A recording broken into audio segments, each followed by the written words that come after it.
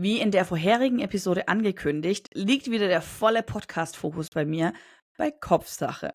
Und das hat den Grund, dass du die folgende Episode heute direkt hier nochmal hochgeladen bekommst. Ursprünglich hatte ich die Episode mit D'Angelo aus Singapur aufgenommen für Recruiting Rockstars, doch die ist einfach zu gut, um sie jetzt mit dem Podcast, ich nenne es mal Rückwechsel, da im Sande verlaufen zu lassen.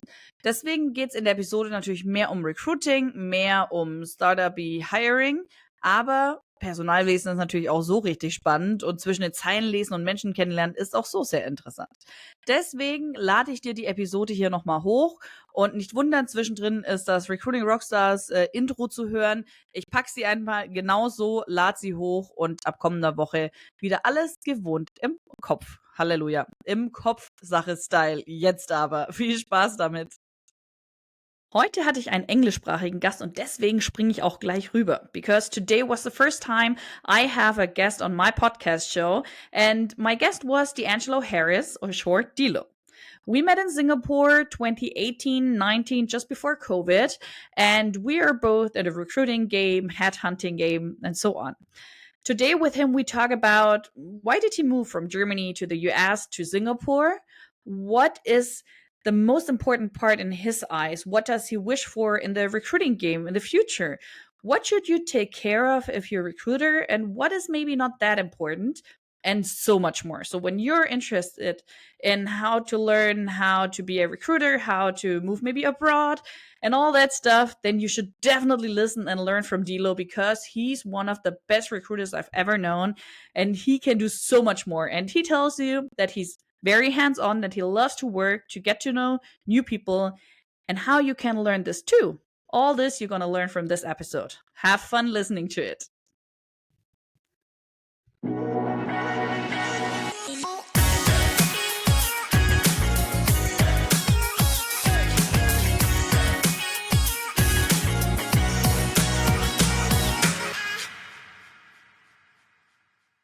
To make it easy. So welcome to another episode. And today I'm not by myself. I have a very special guest.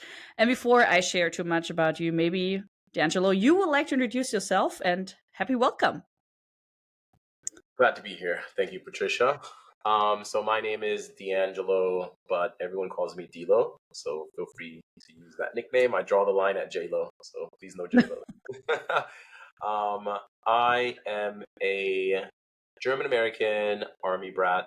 I was born and raised in a little German town near Munich. Well, not super little, but German town near Munich called Nuremberg, to a German mother and an African-American father. I lived there for 16 years. I speak fluent German. My favorite German meal is Schweinebraten, for those Germans out there that I know are listening, with the Semiknödel. That's my favorite. At 16, my dad, who's in the U.S. Army, had his military orders cut to move us, all 5 of us, we're actually 5 siblings, but all 7 of us in total, to Atlanta, Georgia, where it was a bit of a culture shock moving from southern Germany to the deep south in the U.S. I finished high school there and graduated, and then went to college, graduated University of Georgia, class of 2010, go Dogs, and then worked in Atlanta for 2-3 years for one of the biggest recruitment firms globally, still one of the biggest, called Adecco, and worked specifically within the technology sector, primarily for big banks and their tech teams, recruiting engineers, developers, infrastructure folks, security folks, all up and down the East Coast. And then got an opportunity to move out here. I'll pause there. That's kind of a quick background to what I'm doing in Asia. But that's a little kind of my early days. That is pretty cool. And in a second, we're going to talk more about your time in Asia. And that's where also we met. But First of all, how is life now without Schweinebraten? Life without Schweinebraten, being very honest, is sad. It's I miss it every day. I'm going home later this year to have some home cooked Schweinebraten from my mom, who cooks up a storm. So it's not the same without it. Yeah, totally agreeable. So first of all, thank you for your introduction. And I mean, just from what you shared right now, your life is super interesting and not like the standard version some people know. you are also very good, not only in having adventures, moving abroad, but also in reading people, communicating, working with people. So before we dig deeper into this, when did you realize that you're very good in, communicating, sharing, or connecting with people? Yeah, so I think I realized from a fairly young age. I think uh, maybe not that young, like 15, 16 years old, maybe, when I was a bagger at a grocery store in Germany, and I just would get constantly like put on warning because I spent too much time talking to the customers as I'm bagging their stuff. I was like, man, I just really love talking and getting to know people, right? I just have this general curiosity for people and what their stories are and what their sort of like narrative is in this life. I feel like the world, sometimes you're in this big GTA lobby and it's just up to you to figure out who's on what path, who's saying what, who's thinking like a certain way. And so since then, I've had jobs. Like one of my first jobs in the US was working in fast food. It was not glamorous. I didn't like it much, but it builds character. And then worked in retail, where again you're dealing with people day in day out. And I became one of like the top salesmen for iPods when they first came out in like 2007. I think it was 2006, 2007. So it's always been around people. It's been in kind of the service slash like retail industry, and yeah, and then in college I graduated with a degree in marketing with an emphasis on professional selling. So I really kind of found a way to commercialize my desire to connect and chat and get to know people with some business acumen. Saying, okay, well, how can this person help me, or how can I help that person? How can we create a mutually beneficial agreement between each other, and not just small talk? And that's what kind of made me a success in the headhunting space. What I find interesting, because when you say, right, quite from an early age on, you realize that you're good at this and you want to, I don't know, graduate in this kind of area. What I realized, that it took me forever to understand that what I'm doing is actually good, is something, a skill, is something you need, is a talent. I was like, well, everybody can do this.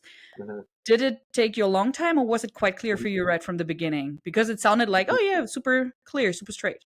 Yeah, no, so it's a great question. And the truth is, it did take some time because I was still, and I still am, like kind of a introverted, shy guy in most scenarios. Because even growing in Germany, I had this sort of identity crisis. I was half black and half white, and I didn't really know where I belonged, Mhm. what was my community, who was my tribe. And because of that, I just kept to myself and I just stayed in my own little world, my own little bubble, stayed close to my family. So, when I started realizing I have a general curiosity for people wanting to get to know others, it still took a lot for me to come out of my shell, because I now definitely identify as a introverted extrovert, where for me, I can sort of activate it when I need Mhm. to and become a certain type of person when I need to. But for me to recharge and for me to really like be comfortable and be in my most comfortable state, it's just really isolating and being alone and being quiet and not talking to anyone. So it did take a while for me to realize that there's a desire there, and I can step into becoming that super extroverted person when needed, when it makes like sense and contextually whatever I'm dealing with. But it wasn't like an instant Mhm. I can become that. It was training it, and especially with public speaking and doing like big talks and panels and moderating. Now that anxiety's kind of weaned away, the same way people were scared to fly, hopefully eventually that kind of diminishes. But it's been a lifelong journey of working out that, getting rid of that introversion. Interesting. It's funny because just yesterday I talked to a friend and we were like, yeah, when we were growing up, we thought at the age of 30, we know exactly what we do in life, what's our job. And now we're like, hey, I'm still learning and trying to evolve and finding out what I'm really good at and what's my strength. And that's kind of a lifelong journey, I find. Absolutely.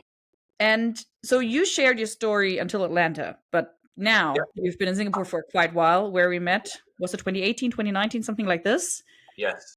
So why Singapore, and how was the first move to Singapore? Because the time difference, what is it, 9 hours, 10 hours to Atlanta? 12 hours. 12. Exactly 12 hours. And then Okay.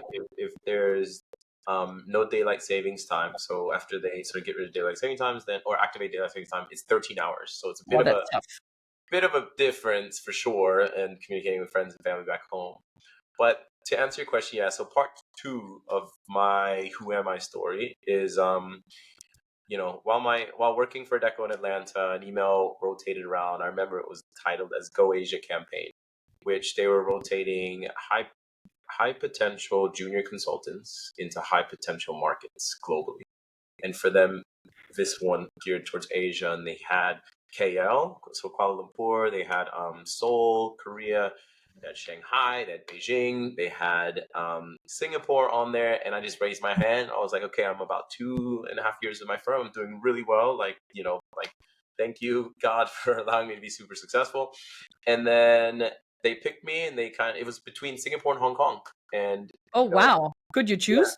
So honestly, the managing directors from both made the choice very easy. The managing director from Hong Kong was an English guy, and he was like, "Hey, it's very polluted. It's very crowded. Not everyone speaks English. No one's friendly, and you live like in a shoebox." And he's like, I think my kids got asthma from the air pollution. So I was like, okay, cool. That's a great marketer. MD Hong Kong. I pick up the phone, MD Singapore, and it's a French guy. He's like, D'Angelo, the weather is so good here. You wear the flip-flops. It's warm every single day. You go to the beach. You have a good time. Everyone speaks English. I'm like, sir, do you speak English? No, I'm just kidding. So I'm like, okay, that's a no-brainer for me. So it was really just how they both sold their markets. And it was supposed to be a 2-year contract. I signed, and a year in, I knew Singapore was a special place and decided to put all cards in. When I first moved to Singapore, I started for a boutique recruitment brand called Expand. I think they're called Salt now, where I was specialized in the video gaming industry, which was a lot of fun. I got to meet a lot of cool gaming studios, publishing houses, and gaming developers. It was awesome, but it was a too small market in Singapore. So then Randstad, the big bad Dutch boys, came a knocking, and they offered me an opportunity to come join a bigger ship. And they made me an offer that seemed very compelling to focus on startups and to focus purely on the client side. And I joined with them, and that was a 7.5-year journey. And maybe we'll pause there and talk about my more recent job in a bit. But that's 8 years already out of my 10 years in Singapore. That is really a long time. And it's so funny because from time to time here in Germany, where I'm right now, I see the commercials, and in my head it's Randstad, right? But I know actually they're pronounced Randstad. But for me, Randstad is so wrong. It's Randstad because that's the way I got to know them. Yes. So yeah, whenever I see them, I'm like, yeah, it's not Randstad. I know. Even during my interview, I remember meeting with the MD, a really good guy, Michael Smith, and he was like, "So tell us why you want to work at Randstad." It was an Australian guy, and I was like, "Well, I want to work at Randstad because you guys have the brand, the training infrastructure, and but no." And then later, I corrected him. I was like, "Actually, it's Randstad." It's Randstad. Yes. But Randstad sounds a little bit nicer, more internationally, not too bad. Yeah, exactly. So it was it was a great career with them because they have an amazing culture, amazing leadership. They also have a very good name in Southeast Asia and in Singapore. They're one of the tier 1 brands here in the professional recruitment space. Whereas other markets, they're really known for blue collar work, and they're known for temporary workers. But here we place some exceptional senior staff across corporates, small, medium, as well as my remit was startups. So working a lot with the sort of Series A plus startups, placing engineers for the fast-growth tech businesses. So it was amazing run with them, I have to say. And what was the toughest recruiting position that you ever had, and why? Yep. So just like career-wise, or just like more recently, like over the last 3 years? Let's start career-wise, and then more recently. Yeah, I think it's very contextualized because recruiting in Singapore, you have to be very mindful of prioritizing Singaporeans and permanent residents. So if you're asked for a super tricky technological skill set and you're only restricted to a local pool of talent, every role becomes hard, right? It becomes a lot tougher because this talent, they're highly desired, and you have to kind of fight against the tides to win them over. And a lot of clients I worked with didn't want to engage in bidding wars and wanted to hire based on merit and not demand of that specific talent. I think some of the tougher positions, and maybe one of the toughest positions that we managed to close, of course, all things tech, and more recently, all things blockchain devs and sort of like smart contract devs and things of that nature. But a role that was quite interesting was a position. I think it's fine to say client. If they're listening, like, it's all love. You guys took care of me for many years. Was MasterCard, and they were looking for basically an Asia head for crisis management. And this is so crisis management is basically, and how they explained it to me when I was taking the role on was, remember that time in India where like or in it was in Bombay, they're like the Marriott hotel basically got invaded by a bunch of terrorists, and they held some of them hostage. It was actually quite horrific, right, what had happened in this hotel, and they went room to room, and it was tragic what had happened there. I don't want to get into detail. I don't want to make this a morbid podcast or anything, but we have to recognize the traumas in our world that exist and happen. And they said, look, when stuff like that happens, the head in that region, so the Asia head or South Asia head for crisis management, gets the first phone call. And they are responsible for any physical and technological threats that face their business. That is such a tough position. Oh, that's a tough position. So I'm like, you're basically looking for like Keanu Reeves, or who's the guy from Taken? The guy who's like, I'm going to find you and I'm going to... Yeah, I know who you mean. You know who I mean? Dang it, we're both drawing a blank on it. But it was, on one hand, it's a very challenging position because you then need someone who's done these things before, where you ask us, like, tell us about like a crisis. Like, did anything happen at an airport where you were the point person at de-escalating? Did you get a cyber threat where they were threatened to leak 1 million bank accounts if you didn't pay a certain ransom? Like, the interview process and like really finding out the stories from people was fascinating. And we were pulling people obviously from other payments and banking companies, and people from not that sector at all. Some people from government that are responsible for de-escalating such events. And on one hand, it is a very challenging position, but also for a brand like MasterCard, it's a huge opportunity, and talent really latched onto this. It took about 6 months, but we managed to find someone who did very, very similar work for another payments brand, and gave us, I think it came down to the anecdotes and to the experiences. Like, I mean, hopefully nothing as tragic as like terrorists coming in, but maybe something thwarting a cyber attack, or maybe thwarting a physical threat. It could just be someone walking into your Visa offices and just like causing a big commotion, but maybe you're able to stop that. So I think that was not only the most challenging, because MasterCard sets a very high bar for anything crisis management, but also super rewarding and super interesting position, because it really did feel like you're finding that like Keanu Reeves equivalent that can defend an organization both physically and technologically. So yeah, sorry if I ranted a bit, but that was a pretty interesting position. It sounds very tough, and what you just said is so interesting, because it is, I feel the same, super rewarding. The tougher the position, the more it makes, you could say maybe even makes fun, or the more rewarding it is in the end to find the most suitable person for it. And that's what I really love about it. Yeah. What do you look for in people? Like, how, I'm pretty sure you have a very good gut feeling. So okay, what to take care of, what to look for. Tell us a little bit. So how does it work? How does it feel? When do you say, oh, that's a green flag, or, whoa, that's a red flag, I'm gonna stay away? Yeah. So for me, it's going to sound a bit ironic, but I'm someone that always sees the best in people.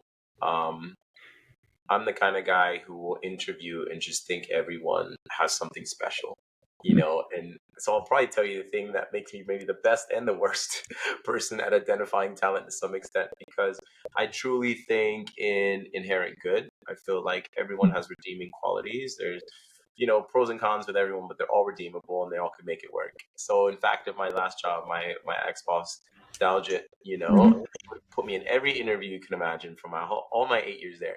And he'd always debrief with me first, and he never learned his lesson. He's like, D, what's your... I'm like, I think they're awesome. Like, I think they're gonna be it. Like, put them. So I think I'll answer this in two parts. When I recruit for our team, because I know I'll be working with them, and no one's perfect, I'm like, I can make this work. It doesn't have to be perfect. But For my clients, I think it's a little bit different, right? I'm able to put kind of, a more cynical view on things to say, okay, people are always going to tell you what they want you to hear, and they're also always going to kind of like glamorize it. So for me, I lean into the people that start off by telling me about their failures, telling me about their imperfection, telling me about where they got something almost right but completely didn't and it goofed. And the people that, even if they did something well, saying they could have done it a little bit better, versus the CV with all the accolades, all the trophies, all the top sales here, all the top things here. So for me, and a lot of people probably relate with this, but I'm a true empath. Like, I connect on an emotional level to the highest degree. Their pain is my pain. Their feelings are my feelings. I'm able on an instinctive level to pick up signs when someone's like uncomfortable, or if something's not connecting to something, or if someone's dishonest, especially. And it's been very interesting having that in my dating life, but it's something that I remember even hiring like an energy coach who does this human body design reading. And this was done maybe about 6 months ago. And just validating the fact that one of my gifts in life, whether I choose to use it for recruitment or anything else, is just being extremely, extremely empathetic. And with that, of course, comes certain benefits of higher EQ and tuning in the people's emotional signals and emotional, sort of like tells, if that makes sense. It totally makes sense. And this is a skill or a talent to read between the lines. Not only what they tell you, but also what they do not tell you, what they do not show you. But you can still read or still, realize. And that's something very special. And that's also the moment when I think, but everybody can do this. Not in order to say you know what I mean. It's not in order to make you look bad. You know what I mean, hopefully. But more No, I like, know exactly what you mean. it's more like, but like I shared at the beginning, why am I special? Because everybody can do this, or everybody knows how to talk to people, how to stand in front of a group of stranger and just talk to them. And then I realized, actually they don't. So what you just shared is super interesting, because for a lot of people out there, it's very hard to find out what they're good at and find out how to find their career path, or also in the purpose in life. And that was a very nice sharing. Thank you. Do you know the book Humankind? Right on. Is that better, light-wise? Yeah, here you go. Sorry, you were asking? Do you know the book Humankind? Sounds really that's not the one with the lady that like spends time with the apes or the monkeys. No. It's more about, in German it's called Im Grunde gut, and it's about that the author or the research team believes in that people are good, humans are good, and not like, okay, we need to take care, we need to be careful, but more the other way around. And the book is, I'm going to send you the link and I put it in the show notes, because what I like is that it's the other way around, that it doesn't say, oh, be careful and humankind is bad and we do so many mistakes, which is maybe also true. But first of all, it's, hey, humankind. Humankind is good. Humankind is positive, and that we're here to be nice to each other.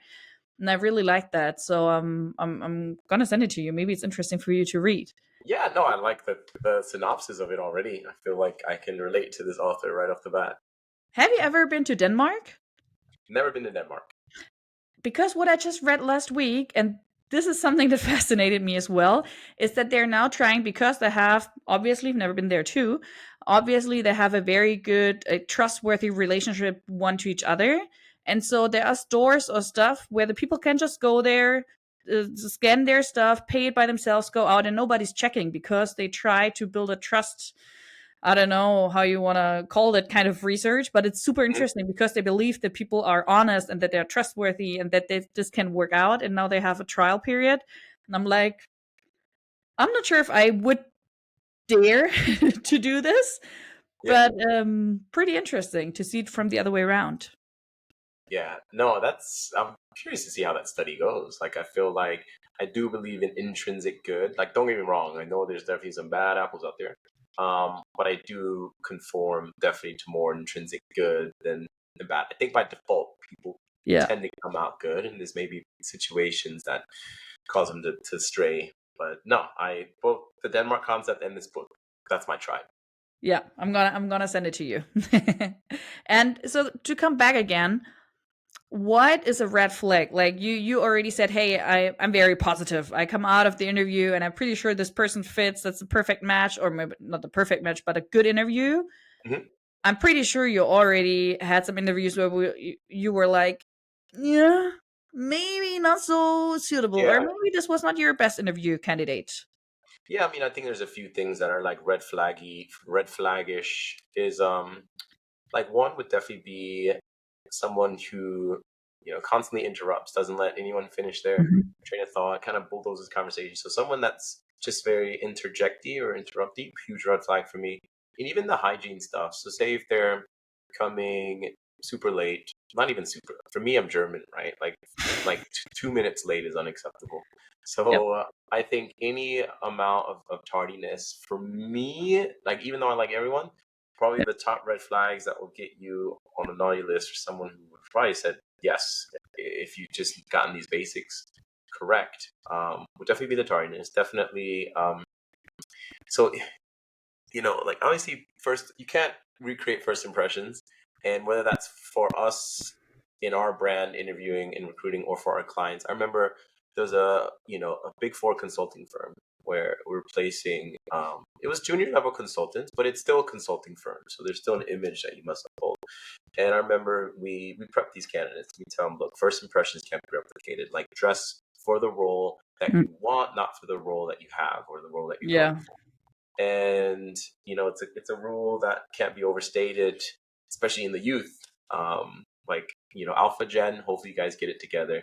But in this particular instance, it was a gentleman, maybe like late 20s, who showed up to the interview with a singlet, so like a tank top, shorts, and one of those plastic grocery bags, like it just come from the market, and he's just popping in for a quick interview. This was probably the most berated I've gotten on an email chain in not of all time. There's been some worse scenarios, but in this instance, they were like, "How can a firm like Randstad send Yeah. someone in that's in short singlets in this?" And the point there is obviously the red flags being around punctuality, being about dress code, being about image, being having some level of self-awareness or EQ in those meetings by not Yeah. interjecting and jumping in at every other second. So I think those are probably the biggest ones, Mhm. that no matter what AI technology exists and how technology is moving as fast as now, there's still basics that get them wrong. And in this climate, as we're heading into economic uncertain times, like you don't want to get that first interview stuff by logging on to the Zoom invite 4 minutes late, or not having your camera on, or Yeah. looking just like you came from the gym, or that you're about to go to the gym. It's like, plug in. What I think is like, how important is this meeting, this interview for you if you show up like this? Yes. Yeah. Yeah, exactly. Last week I actually had somebody just coming back from the gym and he was showered already, so that, but still he was so sweating, and then in the middle of the interview he's like, okay, I'm sorry, I need to get a towel because I don't stop sweating. And I'm like, I can see it, because he was really even like, yeah, no, okay, yeah, no matter what. But it was interesting. Mhm. And the worst part I had so far was when I call them, just to remind them, make sure, hey, tomorrow's your interview, be on time. Mhm. Da, da, da. Sometimes I give them a reminder, and then the candidate's like, oh, well, sorry, I'm just on the toilet. Tell me. And I'm like, I'm sorry. Too much information. I don't care. So maybe we just cancel tomorrow. And we gave him a shot still, but it didn't work out in the end.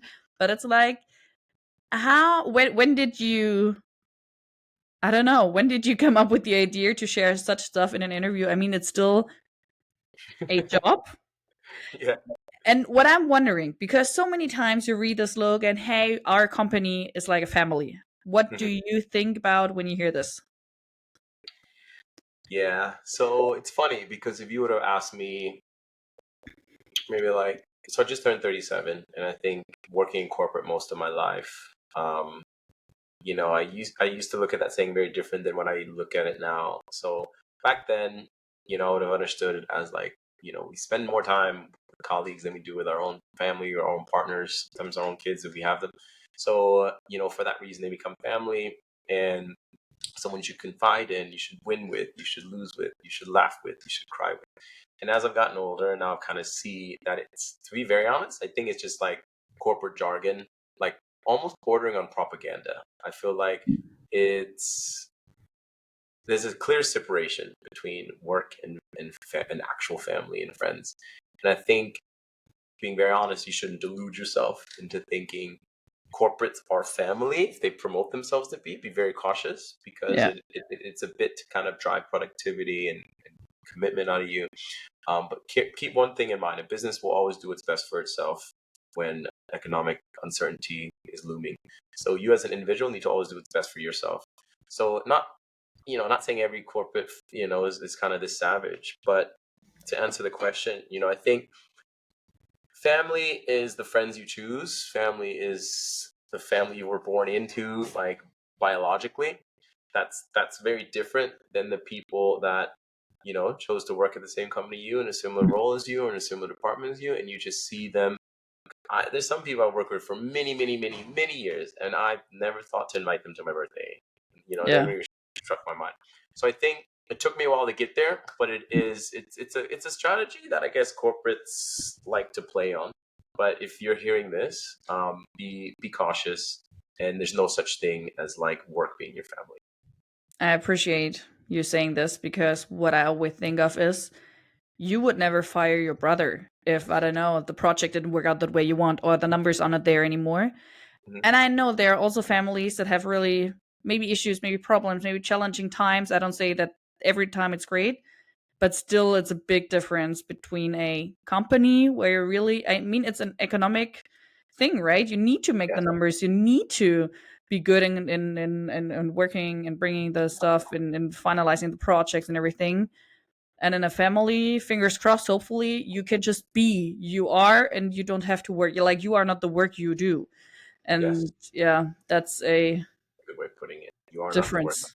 A big difference. So I'm glad we agree on this front. Yeah. It's taken a while for me to get to that rationale, but now that I'm here, there's no going back. Like, it's as clear as day. Yeah, and I mean, you can still love your job, right? You can still have a great time, love your job, put everything into it, but still just have in mind, hey, it can happen that I don't know, there's a layoff or anything, then I'm out, and that's a difference. Yeah, true. You can still have that same ethic, Jordan. You can still have your work bestie. You can still have your work husband or wife. You can still have your like work papa or mama. Like, you can still Yeah. sort of like lean into it, but just know it's all words. Yeah. Um, yeah, and blending the two in the truest sense of what family is. I don't. Doesn't make sense. No. What was for you the biggest challenge career-wise, be it in Singapore or beforehand? Hmm. Well, I think with anything, right, when you like move into a new market, the biggest challenge is to like build those networks and build those relationships, not just externally with potential buyers of what you're selling, but also like internally. I think my biggest challenge definitely was coming to Asia, um, and then after 6 months joining a brand like Randstad, which was well established and close to 100 employees. I was the only like black mixed American guy. There's no other American, no other black mixed guys. And even though I spoke very well, and people knew I had the work ethic there, and I was standing on business and I was trying to get things done, you still had a very local task force. You still had lots of Singaporeans, and you had like Singaporean Chinese, you had Singaporean Indian, you had Indian expats. Um, and they were just unsure of me. They were like, Hmm. okay, he can speak well. That doesn't mean he can sell well. That doesn't mean he can, win us business. And it took months and months for me to actually win credibility with the delivery team, with my peer group, because they just saw me as this new shiny object that the firm decided to hire without really any traction or experience even in Asia. I've been in Asia for 6 months. Like, so hold on a minute. We're supposed to now work on this guy's accounts because he's telling us to. So there's a lot of resistance. It's like fine, we'll get to it when we can, Dilo. But it was me actually recruiting for my own roles. So MasterCard was one of the biggest accounts I brought in just off a cold call. I saw a UI UX designer opening. I was a head of UI UX. I said, hey, give me this role. I won't let you down. And I remember rolling up my sleeves, getting it done. And it's after getting those placements that the credibility won. So I think the challenge was just establish myself in a brand new country with a local team that knew I wasn't just this American like car salesman that can actually like deliver for them. And once the money started rolling in, they piled in to work everything I brought in. And that was a beautiful feeling. And running in teams, I eventually finished as a director at Randstad, but it became about really just getting my hands dirty for the first couple of years, staying late, doing all the calls you need to make it happen. But it was obviously well worth it. And how I got to know you, you're never too busy to get your hands dirty. And that's something that's really, that keeps you bringing far in life. Like you can achieve a lot that way. Yeah, absolutely. That's actually why I left Randstad, is because I got to such a senior level where they wanted me to just manage, and they wanted me to focus on strategy and operationalizing teams and making them high performance. I was like, Interesting. Not so much hands on anymore. not so hands on. I had a huge team under me, and I just felt like my weeks were filled with one-on-one link-ups. They were filled with manager meetings. They were filled with one-on-ones with just my director on like hiring and recruiting for the team. And there was no time spent in market. I couldn't sell. I couldn't get my hands dirty. I couldn't sell with my team. It was just all high-level stuff. And I was like, I'm not ready to be at that level. And that's why, this firm that I work for now approached me. And man, my hands are staying dirty for 2 years. I got everything I asked for, which means like no direct reports, individual contributor, army of one, just in the trenches again, just getting it done. It's very rough. Yeah, and it's been rewarding. It's what I wanted, and a lot of people are like, you're crazy. Like a lot of people work to get to that spot where they just have all these fishies do what they need to do. But I'm like, no. I am a player, not a coach. I don't even know if I ever want to be a coach. Like I want to just be a player until my knees cave in or until my hands fall off. That is cool. And I see it every time on LinkedIn when I go online. I'm like, oh, yeah, there was a new event, a new whatever gathering or so. Yeah, So every time I'm like, okay, that's exciting. Yeah. And what I'm really, really curious about is how do you manage to meet new people and become friends? Like, it feels like it's such a smooth thing, and it's also quite easy for me, but I have the feeling it's 100 times easier for you and smoother. And I don't know. So how do you get to know new people? How do you get in touch? Yeah, absolutely. So for me, even with this new firm that I'm working at now, it's kind of rebuilding my name because it is under a new banner and it's a different service offering. What we do is international go-to-market strategies for startups, and we do a lot of advisory work with enabling these founders to take their businesses overseas, winning customers, and it takes a lot of trust and likability as well for them to take things past proposal to potential signing off and execution. And a lot of the events that we curate are industry or function events. So I run a lot of like ESG events. I run Black executives events. I run chief of staff events. Do a lot of founder CTO type events, ex-military events. So And you build them from scratch, right? From scratch. It's from scratch. I literally just sit on a PC like this. I open up LinkedIn. I have my little Boolean to kind of say, okay, what do I want today? Is it going to be a CTO breakfast? Going to be a GM or MD breakfast? From what vertical? And it's just, what I've learned about connecting with people that are total strangers. You do have a small window to pique their curiosity. And, how I tend to do it is for a lot of my events or a lot of the introductions of people is create sort of an anchor or a name that maybe resonates with them. So if I run a CTO event, having one person as credibility to say, okay, they're going to probably join, maybe not for me, they maybe like my profile picture and they see I do cool things, but that's not enough. And that kind of gets a little bit of the crowd pull. But once they're visible to me, if it's like at a networking event or if it's a breakfast that I'm hosting, or if I just bump into someone, at the Mandela like club, the little like Soho club here, when they're in my Venus flytrap, there's one simple rule I keep in mind. And that's people like to be around people that make them feel good about themselves. That is like the rule 101 in terms of building new friendships, maintaining those friendships, and enriching those friendships. If you ask yourself like why you choose to hang around certain people, it's because you feel better when you finish talking to them or when you finish doing coffee. I get so many messages once I'm done with coffee for people that maybe I meet them out at something and it's a very big setting and we catch up one-on-one. So many messages saying, D, that was so awesome. Can't wait to do it again. D, your energy, your vibe, you're this, you're that, and you're just being who you are. But I don't think it's a superpower. And there's no No tactic there. strategy. Yeah, there's no strategy, exactly. Yeah. There's no strategy. But if you can figure out how you can make someone feel good when they are in your presence, man, the keys to the kingdom are there. And it could just be like taking a curiosity. Like I met with someone who's worked for the U.S. State Department for 22 years in foreign affairs, and she's like, "Tell me about the craziest day you've ever had. Like, how did you get into it? You've spent time at Princeton. Like, how's it like, like doing, Ministry of Foreign Affairs at Princeton, and then how do you get to sing?" But just one common rule. It's just talk more about that than yourself.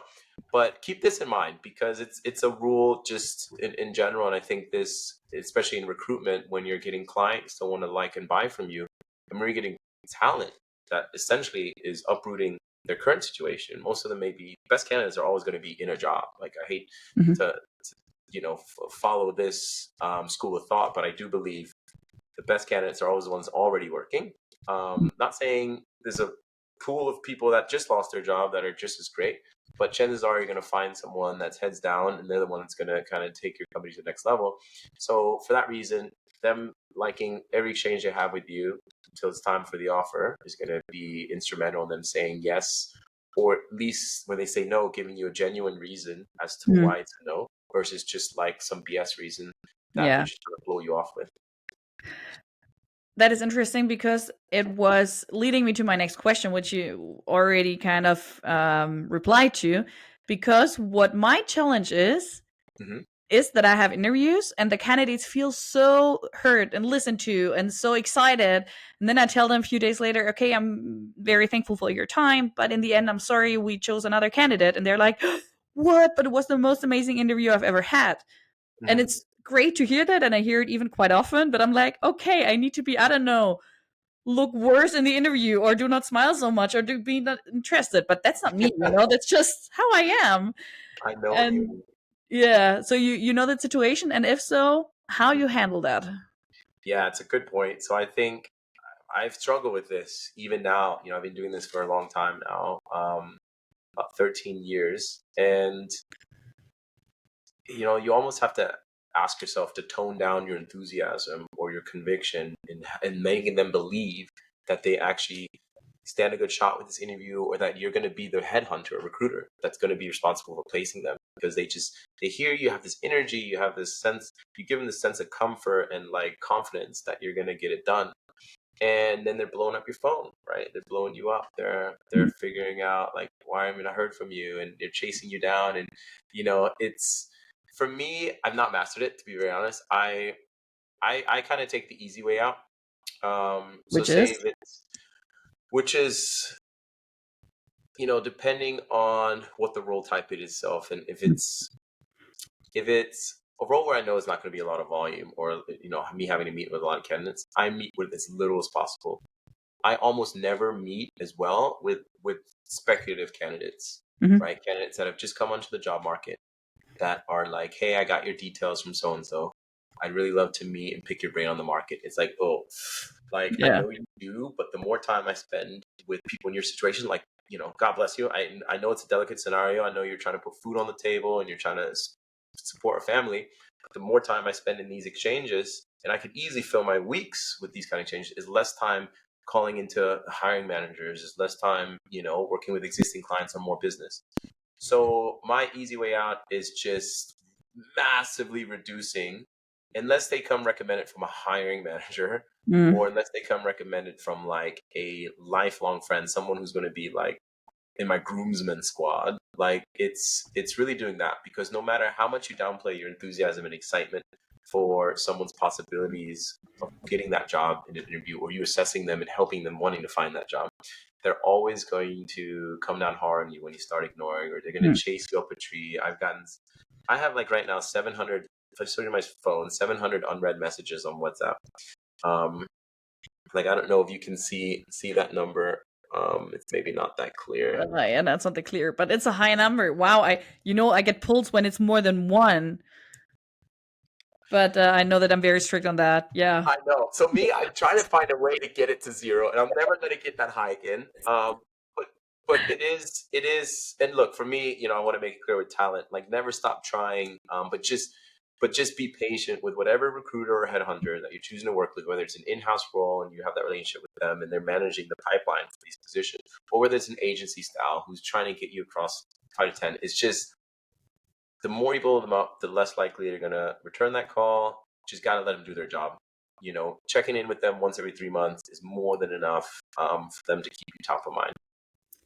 Yeah, and I think you're first of all, you're right, and at the second thought, it's a job. So it's not only Dilo, the headhunter, the hiring manager, the, I don't know, event planner. It's like you have a life, you have your phone yourself. Like there's a person around all this. So that's also very important.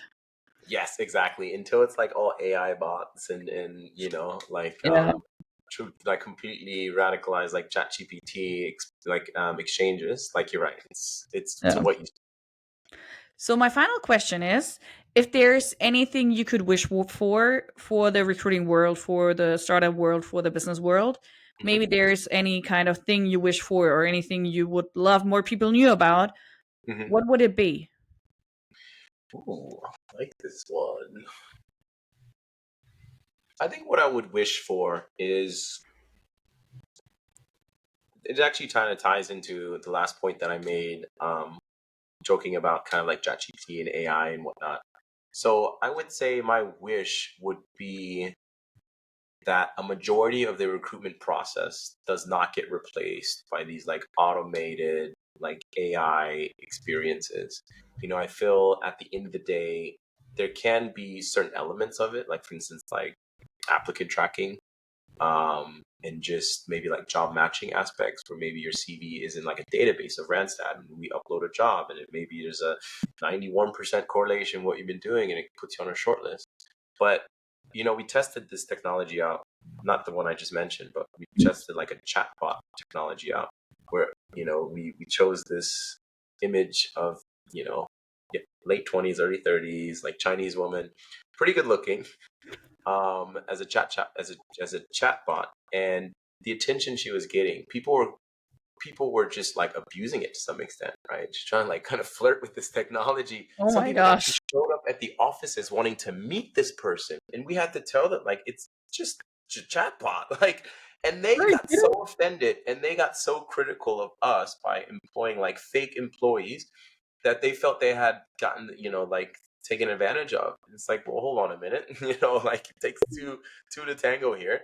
But my hope is that the recruitment process and the human selection process for a startup, for a corporate, or a small to medium size, it's so important. And the things that we can measure by having a human to human exchange versus having some AI chatbot run through basics or just try to answer questions that we should not be lazy enough to be asking ourselves, is it's kind of dystopian to me. It's like Black Mirror-ish. So my wish for the recruitment space is that at least for our generation and the next, like for the selection process, or actually the evaluation process, shortlisting can be somewhat automated, but the selection process and evaluation process rather of talent, that the job that you seek, it's more than just putting food into your mouth and money in your pocket. It's giving you purpose, right? And I also always oftentimes say, if you're in trouble with your health, you go to a doctor. When you're in trouble with the law, you go to a lawyer.